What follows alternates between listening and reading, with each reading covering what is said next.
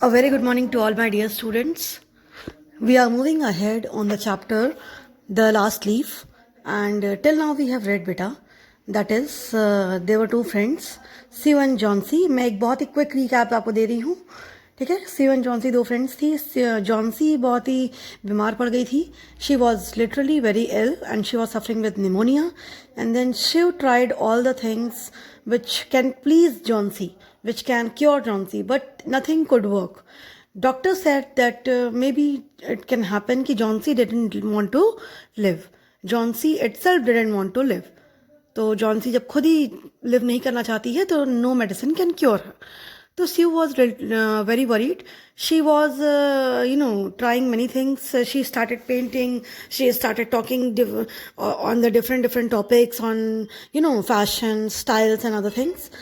Later on, she also, called Berryman, the 60-year-old painter, जो उनके जहाँ वो लोग रहती थी थर्ड फ्लोर पे, उसी बिल्डिंग में फर्स्ट फ्लोर पे वो भी रहता था. द 60-year-old पेंटर बेरमन, वो उसको बुलाकर ले आती है स्यू. और तब तक के लिए वो जॉन्सी को कह देती है कि please don't look out of the window. Johnsy के माइंड में एक बात बैठ गई है कि because it is an autumn season और क्रीपर्स अपने लीव्स जो हैं वो श्रेड कर रहे हैं. तो जब क्रीपर अपने लास्ट लीव को श्रेड करेगा, that is it will be zero leaves in the creeper, तो उस टाइम पे जॉन्सी विल डाई. और होप एक बहुत बड़ी चीज़ होती है, ठीक है. अगर होप आपके अंदर नहीं है, लाइक आप अगर ये सोच रहे हैं कि आप फेल हो जाएंगे या you will not be able to live, तो कहीं ना कहीं वो एक होप नेगेटिव अगर आपके अंदर है तो वो काम हो जाता है, ठीक है. और अगर कोई पर्सन ऑलरेडी बीमार है तो उसके लिए तो पॉजिटिव होप होना बहुत ज़रूरी है. यहाँ पे जॉन्सी के पास बिल्कुल भी पॉजिटिव होप नहीं थी. इससे स्यू बहुत डर गई थी. जॉन्सी हमेशा अपनी लाइफ को उस क्रीपर से कंपेयर कर रही थी. स्यू ने कितनी बार कहा कि you will get well, doctor is saying you get well, please have the soup, have the food, but Johnsy अब कुछ भी खा पी नहीं रही थी. And then she was continuously looking outside the window and looking at the creeper, that when the last leaf will fall, then I will die. तो ये चीज़ उसके माइंड में बहुत ही इंसिस्टिंगली बैठ गई थी और ये बहुत नेगेटिव चीज़ थी, ठीक है बेटा. तो स्यू ने बहुत ट्राई किया. फिर स्यू लास्ट में बेरमन को बुला कर ले आई, उसको पूरी बातें बताई. स्यू ने पूरी बातें उसको शेयर की बेरमन को. फाइनली जब उसको पूरी बातें वो शेयर कर दी तो बेरमन ने दूसरे रूम की विंडो से जाकर जॉन्सी को ऑब्जर्व किया और उस क्रीपर को देखा, जिस क्रीपर को देखकर जॉन्सी अभी तक ये सारी बातें कर रही है कि जब उस क्रीपर की लास्ट लीफ गिरेगी तो I will not be able to live. तो वो जाके उस क्रीपर को भी देखता है. बेरमन ने जब देखा तो वो बिना कुछ बोले, बिना कुछ कहे वो चला गया अपने घर, ठीक है. वो आया वहाँ पर, उसने देखा, वो चला गया अपने घर. अच्छा, हुआ क्या कि नेक्स्ट डे स्यू ने जैसे ही जॉन्सी उस टाइम पे सो रही थी. नेक्स्ट डे जब हुआ, जब ये बेरमन ऊपर आया था, तब जॉन्सी को स्यू ने सुला दिया था. जॉन्सी से कहा गया था, जॉन्सी से रिक्वेस्ट किया गया था बाय स्यू कि स्यू ने कहा कि please don't look out of the window. And because of that request बेटा जॉन्सी वॉज स्लीपिंग, ठीक है. क्योंकि उससे पता था कि अब लीव तो कभी भी गिर जाएंगी और उसका मन था कि किसी तरीके से ये अपनी पेंटिंग ख़त्म करे ताकि मैं बाहर देख पाऊँ. ओके, आपको पूरा इंसिडेंट अगर याद हो, वो कह रही थी कि मैं पेंटिंग कर रही हूँ, जब मेरी पेंटिंग ख़त्म हो जाएगी तो तुम देखना. और इतने में ही जो है जॉन्सी सो गई. नेक्स्ट डे जब हुआ, जॉन्सी उठी तो उसने कहा कि just remove the curtain, I want to see the how many leaves are left, ठीक है. तो स्यू बहुत टेंशन में थी कि अभी मैं कर्टन हटाऊंगी तो पता नहीं क्या होगा, बाहर लीव्स बची होंगी, नहीं बची होगी, क्या होगा क्या नहीं होगा, ये उसको बिल्कुल भी आइडिया नहीं था. वो बहुत टेंशन माइंड में उसको हटाती है, ठीक है. तो जैसे ही उसने हटाया कर्टन को तो वो देखती है एक लीफ अभी भी बची हुई है. जॉन्सी भी देखती है कि एक लीफ अभी बची हुई है, ठीक है. तो वो बहुत ही एक्साइटमेंट में शी इज सेइंग कि oh my God, look at this creeper, there is still one leaf on the left on the creeper, ठीक है. अब हम लोग देखिए इस पेज 48 पेज नंबर जो सामने दिख रहा है आपको बेटा, उससे हम लोग फिर से पढ़ते हैं. Left on the creeper, it looks quite green and healthy. In spite of the storm and the fierce wind, it didn't fall. That is, she was saying, oh my God, last night it was so stormy and fearful wind, and then also there is still one leaf left on the creeper. अभी भी वो एक leaf बची हुई है creeper पे, और इतना storm और इतना fierce wind आने के बावजूद भी, in spite of that, that single leaf didn't fall. Okay, तो I heard the wind last night. उसने कहा कि जॉन्सी कहती है कि मैंने सुना तो था कि बहुत स्ट्रॉन्ग और बहुत ही फियर्स विंड आ रही थी और रेन भी काफ़ी हैवी हो रही थी लास्ट नाइट. तो उस जॉन्सी भी भाई बैठी तो बगल में ही है, बट उससे रिक्वेस्ट किया गया कि तुम बाहर देखोगी नहीं, बट वो सुन तो रही है. तो उसको लगा कि बहुत ही स्ट्रॉन्ग विंड थी, फियर्स विंड थी, तो उसको एक बार डाउट भी हो रहा है कि कैसे एक लीफ नहीं गिरी. लेकिन देन शी इज सेइंग कि okay, I have heard the wind, and just because such a amount of great rainfall and such a fierce wind, in spite of so much of disturbance, that single leaf didn't fall. वो एक leaf गिरी नहीं. ठीक है, उसने कहा I thought it would have fallen, it would surely fall today, then I will die. तो उस फिर अभी देखो जॉन्सी अभी भी ये कह रही है कि कल वो नहीं गिरी, कोई बात नहीं, कल सारी लीफ गिर गई, मे भी किसी वजह से वो एक लीफ रह गई होगी, तो आज वो पक्का कहीं ना कहीं गिर जाएगी और तब मैं नहीं बचूंगी. I will surely die. Sue देखिए क्या कहती है बेटा. You won't die, said Sue energetically. You have to live for your friends. What would happen to me if you die? Johnsy smiled weakly and closed her eyes. After every hour of or so, she would look out of the window and find the leaf still there. It seemed to be clinging to the creeper. स्यू कहती है कि तुम मरोगे नहीं, तुमको अपने friends के लिए अभी जीना है. ठीक है, you have to live for your friends and for your close ones. अगर तुम नहीं रहोगी तो व्हाट विल आई डू, मैं क्या करूंगी यहाँ पे अकेले. ठीक है, तो वी आर सब सपोर्टर्स ऑफ ईच अदर. मैं और तुम एक दूसरे का सपोर्टर हैं, वी बोथ आर आर्टिस्ट. और अगर तुम भी नहीं रहोगी तो मैं यहाँ पे अकेले क्या करूंगी. तो तुम्हें मेरे लिए कहीं ना कहीं अपनी लाइफ को सेव करना है, and you have to live for me, for your friends, तो you will not die.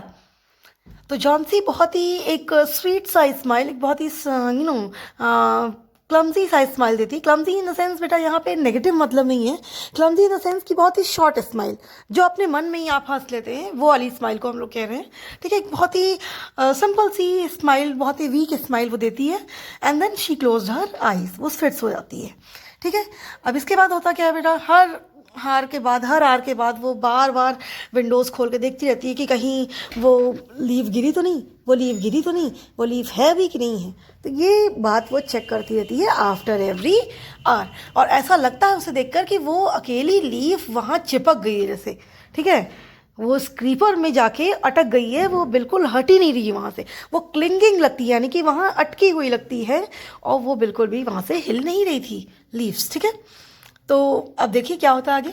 In the evening there was another storm but the leaf did not fall. Johnsy lay for a long time looking at the leaf, then she called out to Sue. अच्छा, क्या हुआ कि बेटा वो दिन भर wait करती रहती है जॉन्सी की लीफ अब गिरेगी तब गिरेगी, पर लीफ गिरती नहीं है.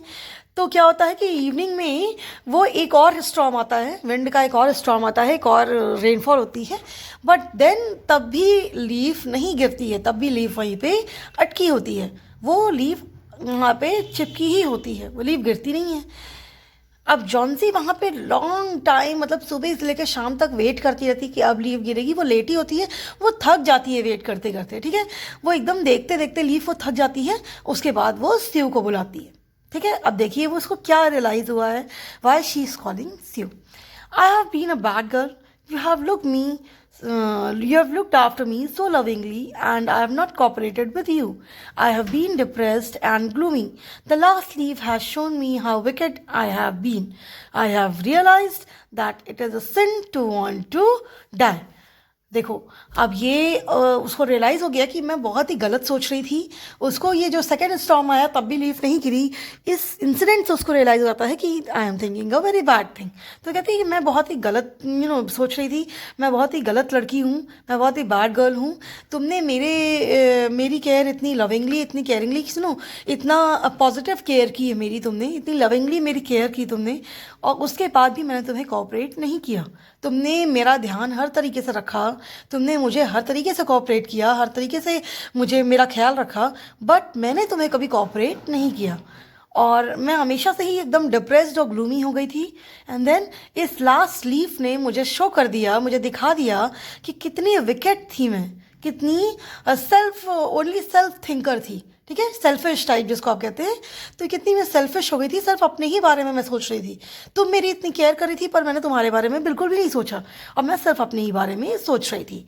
और एक अपने आप को मारना या ये सोचना कि मैं मर जाऊंगी, या चाहना कि मैं मर जाऊं, ये चीज़ एक बहुत बड़ा क्राइम होता है, ये उसने अब जान लिया था, ठीक है। तो Johnsy had known till now कि वांट टू डाई और डिज़ायर ऑफ डाइंग, और डूइंग समथिंग लाइक आप बेटा कुछ ऐसा करो कि जिससे यू हर्ट योर सेल्फ, तो ये एक बहुत बड़ा क्राइम है। तो उसने ये चीज़ जान ली थी। And then she is very sorry to Sue because she has taken lot of care to her, but she has not cooperated. तो वो इतना कहती है, और इतने में देखिए स्टीव का क्या रिएक्शन होता है। Steve hug Johnsy, then she gave her lots of hot soup and mirror. Johnsy combed her hair and smiled brightly. Steve ने उसको बहुत टाइट हग दिया, and then they both were very happy. And then Steve ने उसको फिर से cooperate करना शुरू किया, उसके लिए खूब सारा सूप बनाया so that she can get well, और उसके लिए काफ़ी मेडिसिन लेकर आई, और जो भी केयर करनी थी उसकी की उसने। एंड देन उसको एक मिरर दिया, एक कॉम दिया, सो दैट वो अपनी हेयर को कॉम कर पाए और काफ़ी बेटर हो पाए, ठीक है। और जैसे उसने अपने हेयर को कॉम किया जॉन्सी ने, फिर उसके बाद से एक बहुत ही ब्राइट स्माइल दी विच शोज कि that now she wants to live, ठीक है। अब देखिए क्या होता है। In the afternoon the doctor came. After examining his patient he told Sue, Johnsy now has the will to live. I am confident that she will recover soon. Now I must go to downstairs and see Berriman. He is also suffering from pneumonia. But I am afraid there is no hope for him. तो अब वो doctor आते हैं, ठीक है, afternoon का time होता है। सुबह से जॉन्सी काफ़ी ठीक हो चुकी होती है, ठीक है। तो क्या होता है कि दोपहर का टाइम होता है बेटा, और आफ्टरनून के टाइम में डॉक्टर आते हैं। वो स्टीव उनको बुलाती है और एग्जामिन करने के लिए कहती है जॉन्सी को। अपने पेशेंट को एग्जामिन करने के बाद वो डॉक्टर स्टीव को बताते हैं कि अब जॉन्सी के अंदर विल है लिव करने की, she is willing to live. और जब वो खुद चाहती है कि वो लिव करे, then medicine will also affect her. Medicine भी अब उसे अफेक्ट करेंगी क्योंकि वो खुद भी अब जीना चाहती है। And that is the main thing, that is the main point that any doctor wants in his और हर पेशेंट। डॉक्टर हमेशा यही चाहते हैं कि पहले पेशेंट खुद भी ठीक होना चाहे। तो जॉन्सी पहले ये ऐसा काम नहीं कर रही थी, लेकिन अब ऐसा काम वो कर रही है। तो डॉक्टर कहते हैं कि अब इसके अंदर खुद विल है लिव करने की, and now she is will recover soon. तो डॉक्टर कहते हैं I am very confident that she will recover soon. अब फिर वो बताते हैं, इसके बाद वो बताते हैं कि अब मुझे बेरेमन को भी देखने जाना है नीचे डाउनस्टेयर्स, जहाँ उसका रूम है, वहाँ मुझे बेरेमन को भी देखने जाना है because he is also suffering from pneumonia. अच्छा, 2 दिन के जब जैसे ही स्टीव के साथ बेरेमन ऊपर आया था बेटा, तो बेरेमन मैंने आपको बताया था बिना कुछ बोले चला गया था। उसके बाद स्टीव भी उसके पास जा नहीं पाई थी देखने। फिर दूसरा दिन भी भाई उस दिन तो रात हो गई थी। फिर दूसरा दिन बीता, क्योंकि उस दिन तो जॉन्सी पूरा दिन वेट ही कर रही थी कि कब लीव गिरे। तो दूसरा शाम हो गई, तब उसने स्टीव को बुलाया। देन ये तीसरा दिन है, ठीक है। ये एक दिन का गैप देके ये 3rd डे है। जिस दिन बेरेमन आया था वो 1st डे था, उसके बाद एक दिन जॉन्सी ने वेट किया, देन वो 2nd डे, एंड देन ये 3rd डे था। तो ये 3rd डे था जब बेरेमन और मतलब स्टीव ने बेरेमन के बारे में कुछ भी वो जानती थी, ठीक है। तो वो कुछ भी अभी 2-3 दिन के अंदर वो कुछ भी नहीं जानती है कि बेरेमन के साथ क्या हुआ, कैसे निमोनिया से वो सफ़र कर रहा है, क्या हुआ अचानक से। अभी तो अच्छा खासा था, वो क्या प्रॉब्लम हो गई उसको, उसे कुछ भी नहीं पता है। तो वो डॉक्टर ने उसको बताया कि अब बेरेमन भी बीमार है, he is also suffering from pneumonia. और मुझे तो डर लग रहा है क्योंकि उसके पास कोई होप नहीं है। ऑब्वियसली बेटा he is of 60 years old painter, तो वो 60 ईयर्स का हो चुका है। अब अगर वो निमोनिया से सफ़र कर रहा है, and lot of wind is also there, lot of storm is also there, ठंडी का अगर टाइम है, तो मे भी शायद ऐसा हो सकता है कि उसके पास होप ना रही हो कि वो लिव कर पाएगा। मे भी शायद उसकी तबीयत बहुत ज़्यादा ख़राब हो गई हो, and he was approximately equal to in a position equal to death.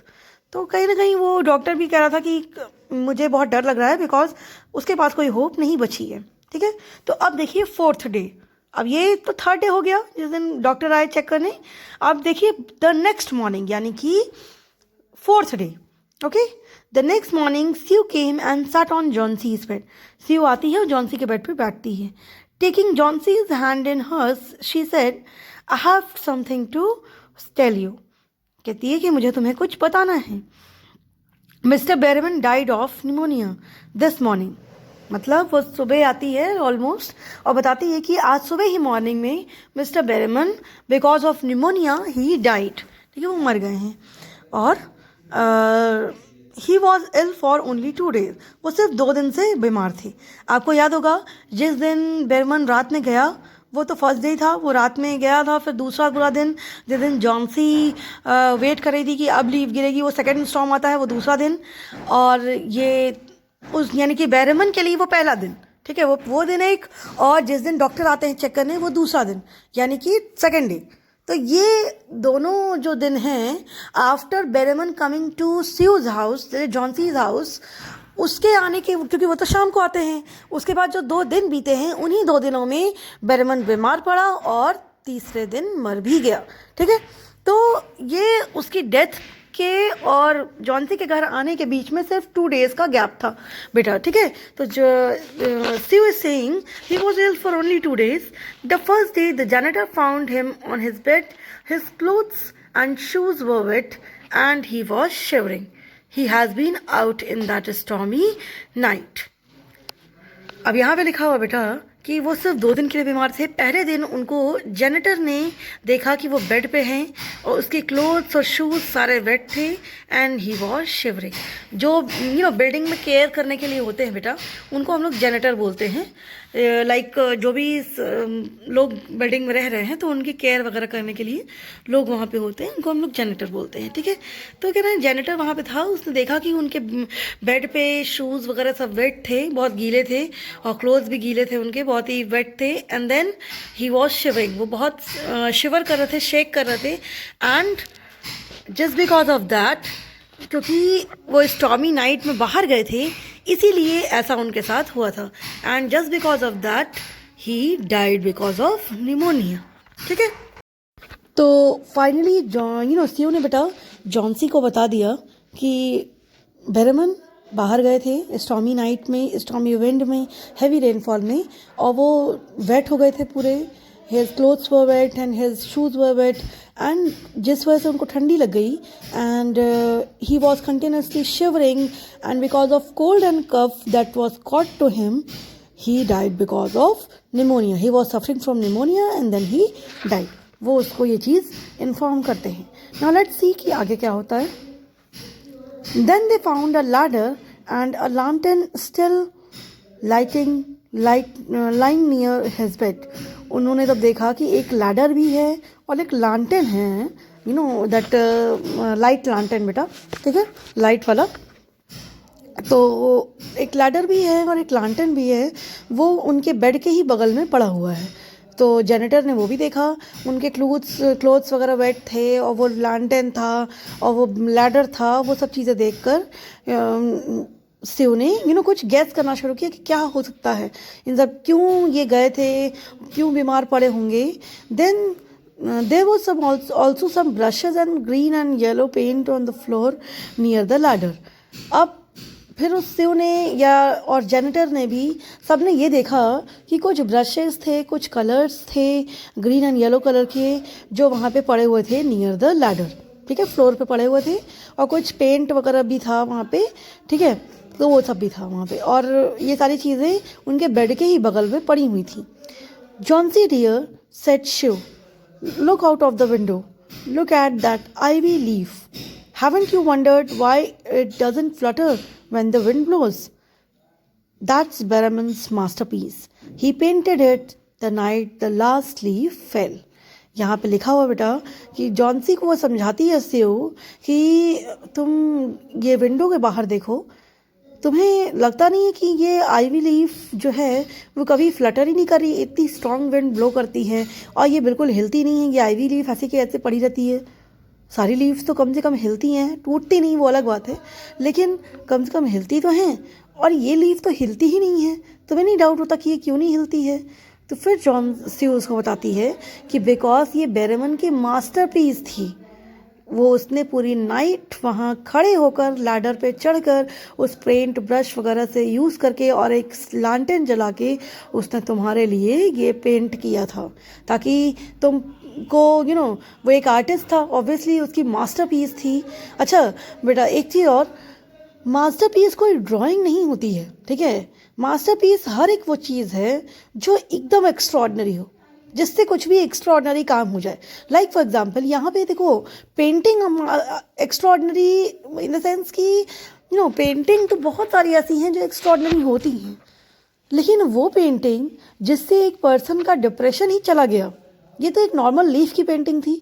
तो लीफ की पेंटिंग कोई ऐसी बहुत बड़ी एक्स्ट्रॉर्डनरी चीज़ नहीं है, लेकिन एक ऐसी पेंटिंग जिससे एक पर्सन का डिप्रेशन ही चला गया, ठीक है, वो पर्सन डिप्रेस होना ही भूल गया, उसको लगने लगा कि नहीं ये रियल लीफ है। अगर आप कभी बहुत दुखी हो तो आप रियलिटी और नॉन रियलिटी के बीच में डिफरेंस तो पता ही लगा लोगे, लेकिन यहाँ पे जॉन सी ने उस लीफ में यही नहीं पता कर पाई वो कि ये नहीं है रियल, मतलब ये एक ड्राइंग लीफ है, वो ये उसको ये पता ही नहीं चल पाया।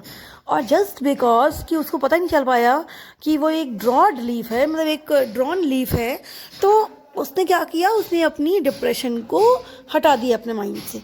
वो एक उसका डिप्रेशन ही चला गया उस ड्राइंग की वजह से। तो जस्ट बिकॉज ऑफ दैट कि किसी एक ड्राइंग ने किसी की जान बचा ली, तो इसीलिए उसको मास्टरपीस कहा जाता है, ठीक है। मतलब कोई एक ऐसी चीज़ जो एक्स्ट्राऑर्डिनरी काम कर जाए। अब ये नहीं हम कहेंगे कि हर लीफ की ड्राइंग को मास्टरपीस ड्राइंग कहते हैं, लेकिन कोई भी ऐसी ड्राइंग जो एक एक्स्ट्राऑर्डिनरी काम कर दे, जो जनरली हर लोग ना कर पाएँ, ठीक है, तो उसको हम लोग मास्टरपीस कहते हैं। और बेरेमन को एक मास्टरपीस चाहिए था, उसने अपनी लाइफ में तो मास्टरपीस नहीं बनाया, but after his death by drawing the masterpiece उसकी डेथ हो गई, और then he got that masterpiece. उसको शायद पता भी नहीं होगा कि उसने इतनी अच्छी ड्राइंग की है कि जस्ट बिकॉज ऑफ दैट कि किसी की जान भी बच गई, ठीक है। तो लास्ट में यही होता है, उसने कहा कि अच्छा स्यू ये सारी चीज़ें गेस कर रही होती कि यहाँ पे बेड के बगल में ये वेट क्लोथ्स पड़े हैं, ब्रश पड़ा है, लैडर पड़ा है, लांटेन पड़ा है, तो सबका क्या मतलब है। फिर वो गेस करती है, जाके देख कर आती है, तो उसको समझ में आता है। वो जॉन सी को भी समझाती है कि तुम्हें नहीं लगता कि ये आईवी क्रीपर की लीफ हिल क्यों नहीं रही है, और ये एक ही लीफ क्यों नहीं टूटी, क्योंकि ये रियल लीफ तो है ही नहीं, ये तो ड्राइंग वाली लीफ है, ड्रॉन लीफ है, और ड्रॉन लीफ कभी नहीं टूटेगी, बट इससे किसी की होप जरूर जुड़ सकती है, ठीक है, जो टूटी होप है वो जुड़ सकती है। तो एक तो हम लोग ये देखते हैं बेटा कि कोई भी मास्टरपीस कोई ऐसी ड्राइंग नहीं होती, बस वो कोई भी ड्राइंग जो एक्स्ट्रा ऑर्डिनरी काम कर दे हम लोग उसे मास्टरपीस कहते हैं।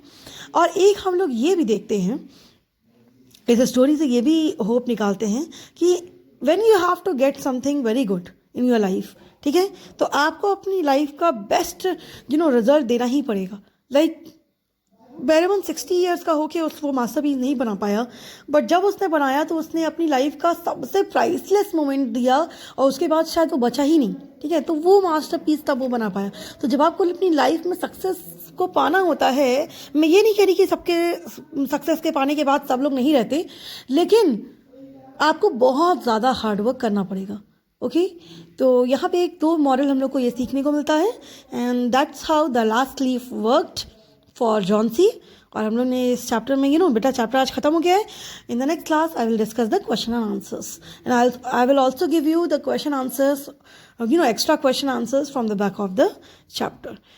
चैप्टर के बैक में जो क्वेश्चन है वो तो हम डिस्कस कर लेंगे, बट उसके अलावा भी हम आपको बहुत सारे क्वेश्चन देंगे which you have to write in your fair copies. Okay, thank you class.